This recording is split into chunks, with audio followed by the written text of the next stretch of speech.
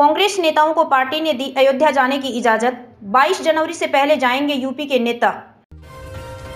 PM Modi ने Japan के प्रधानमंत्री को लिखा पत्र। सूत्रों के अनुसार 1 जनवरी को आए भूकंप पर जताया दुख। मिथिला संस्कृति के हिसाब से जब शादीशुदा बेटी का गृह प्रवेश होती है तो उसे सौगात भेजी जाती है। इस परंपरा को निभाते हुए जनकपुर धाम से अयोध्या 2 ट्रक उपहार भेजे जा रहे हैं। यही अयोध्या जाने वाली भारत यात्रा नेपाल के बीजरंग से निकलकर भारतीय सीमा में प्रवेश किया है। सेना के कार्यक्रम में पहुंचे सीएम योगी। मुख्यमंत्री योगी आदित्यनाथ ने 5 जनवरी को लखनऊ में नो योर आर्मी फेस्टिवल का उद्घाटन किया। इसमें सेना के हथियारों की प्रदर्शनी लगाई है। लोकसभा चुनाव 2024 को लेकर राजनीतिक दलों ने अपनी अपनी तैयारियां शुरू कर दी हैं। कांग्रेस ने भारत जोड़ो न्याय यात्रा निकालने का फैसला लिया है। इसके रूट प्लान से साफ है कि कांग्रेस नेता राहुल गांधी फिर से यूपी की राजनीति पर फोकस कर रहे हैं और इसी बहाने अमेठी भी लौट रहे हैं। एनसीआरटीसी गाजियाबाद में 18 से 35 साल की 500 महिलाओं को अलग अलग बैचों में ड्राइविंग की ट्रेनिंग दे रहा है। एनसीआरटीसी ने इस स्कीम के बारे में बताते हुए अपने बयान में कहा, गाजियाबाद में हाउसवाइफ को आजीविका चलाने के लिए ड्राइविंग की ट्रेनिंग दी जा रही है। राजधानी दिल्ली और इसके आसपास के इलाके कड़ाके की ठंड से कांप रहे हैं। कपड़ों के कई लेयर के बाद भी लोगों को ठंड से राहत नहीं मिल रही है।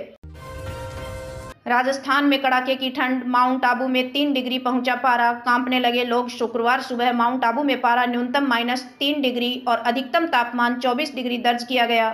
पारे की गिरावट से मैदानी इलाकों में घरों, कारों, छत और बाहर रखे सामान पर ओस की बूंदें जम गई। इस कड़कड़ाते ठंड की वजह से लोगों की दिनचर्या पर खासा असर पड़ रहा है। राजस्थान के मुख्यमंत्री भजनलाल शर्मा ने अशोक गहलोत सरकार के एक और फैसले को पलट दिया है। राजस्थान में अपराध पर लगाम लगाने के लिए भजनलाल शर्मा ने सीबीआई को सामान्य सहमति प्रदान की है। गुजरात के भरूच से अयोध्या के लिए 29 लड़के लड़कियां रामलला के दर्शन करने निकले। ये युवा श्रद्धालु 1430 किलोमीटर तक का सफर दौड़ते हुए पूरा करेंगे। इन युवाओं ने कहा कि उनका सौभाग्य है कि रामलीला के दर्शन करने जा रहे हैं, इतने बड़े समारोह को देख सकेंगे। पटना के बिहट्ठा में दिन दहाड़े बाइक सवार अपराधियों ने घर के बाहर खड़ी महिला को गोली मार दी। मौके पर ही महिला की मौत हो गई। इस वारदात के कुछ महीने पहले बेटे की भी हत्या हो चुकी है। पुलिस ने घटनास्थल से अपराधी की बाइक समेत गोली को खोखा और एक जिंदा कारतूस बरामद किया है। अब पुलिस आरोपियों की गिरफ्तारी की कोशिश कर रही है। बीजेपी अध्यक्ष जेपी नड्डा ने हिमाचल प्रदेश के सोलन में एक रोड शो किया। इसी दौरान वे जमकर कांग्रेस पर निशाना साधते हुए नजर आए। उन्होंने कहा कि कांग्रेस छत्तीसगढ़, राजस्थान में ढंग से काम नहीं कर पाई, इसलिए जनता ने उसकी घर वापसी कर दी। ये प्रधानमंत्री मोदी जी के प्रति अटूट विश्वास, जिन्होंने भारत की राजनीति की संस्कृति बदल डाली।